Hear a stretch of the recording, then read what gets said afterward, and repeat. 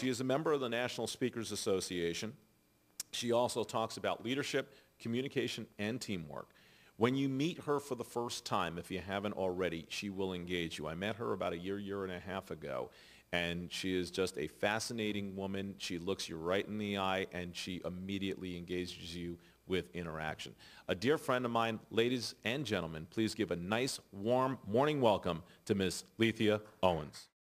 Empowered greetings, everyone. Again, my name is Lethea Owens, and I'm absolutely delighted and excited to be here with you today to present my topic, Building the Brand Called You, How to Create an Indispensable Personal Brand.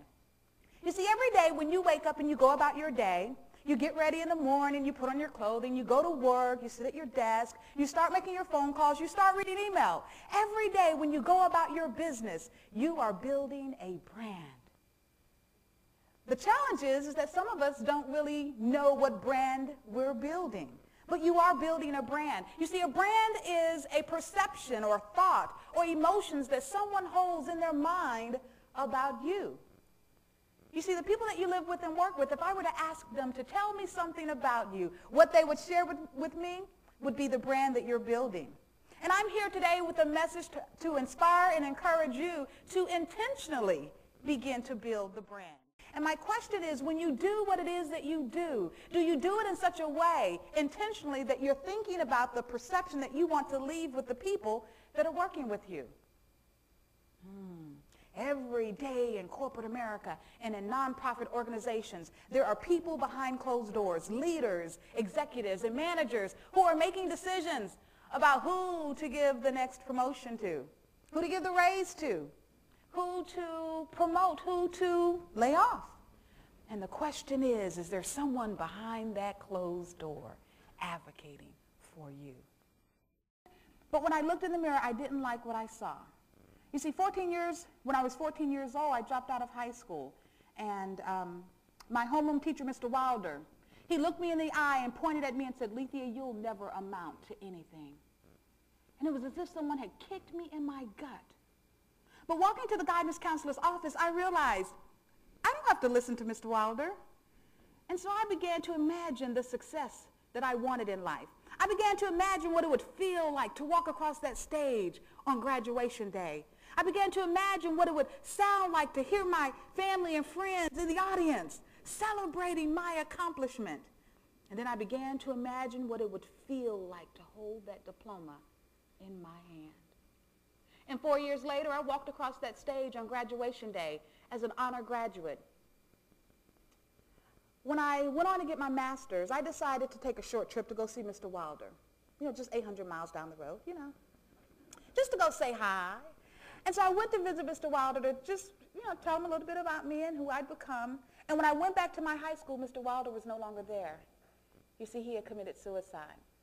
And what I learned from that experience is sometimes people who are hurting hurt others. And what happened to me that day in that classroom when I was 14 had nothing to do with Lethea. It was all about what was going on with Mr. Wilder. But I stood in that empty classroom with my arms stretched out, and I said, "Mr. Wilder, you were wrong about me." And from that day forward, I no longer sought to prove him wrong. Now I seek to prove myself right, never settling for good when great is possible. And every night before I go to bed, I ask myself two questions. I say, "Lethea, have you done your best today?"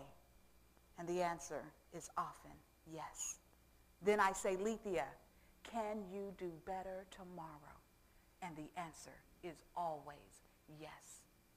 When I look in the mirror now, I love what I see. I absolutely love what I see, even though I have found the 50 pounds that someone in this room lost. I still love what I see. And I have to tell you this. My grandmother noticed I picked up some weight, and she said, "Honey, what size do you wear now?" And I says, "Well, Grandma, I wear a 12, I buy a 14, but a 16 fits me good."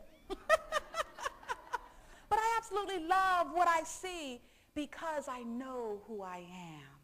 And when you know who you are and you're able to articulate to others the value that you bring to the table, you are more in control of being able to build a brand in the minds of the people that you live with and work with. The economy is changing, the business landscape is changing, and we as individuals have to take personal responsibility for our own growth and development and for our success. And I tell people when I speak all over the country, I want you to now think of yourself as president and CEO of Me Incorporated. But when I reframed my thinking and said, okay, Lethea, it's not about bragging about what you've done, but it's simply articulating the value that you add to the organization and the contributions that you've made. Once I reframed it, I could then speak about it very clearly and very powerfully, because that's really all it is. It's my responsibility to make sure that my boss, my supervisor, the colleagues that I work with, that they know about the value that I add to the organization and the contributions that I've made. Your professional image says a lot about who you are, and I'm not just talking about the clothing that you wear, but how you carry yourself, how you speak. Are you courteous? Are you kind? Are you respectful? Okay? Do you praise other people and thank them for the great job that they are doing? And then we have leadership and performance. Once you've been given an opportunity to demonstrate your ability, how well are you leading? How well are you performing? And as a leader, everyone in this room is a leader, whether you believe it or not, because there's someone around you who is watching you. And I'm reminded of this by a poem that I often recite. It's a leader, a cautious leader I must be, for a future leader follows me. I do not dare go astray, for fear they'll go the same self-way. I cannot once escape their eyes, for what they see me do, they try. Like me one day, they say they'll be the future leader who follows me. So I must remember as I go through exhilarating highs and discouraging lows that I am building for all to see the future leader who follows me. If you always do what you've always done, then you will always get what you've always got. If you want something that you've never had, then you must do something that you've never done. If you always think the way you've always thought, then you will always get what you've always got.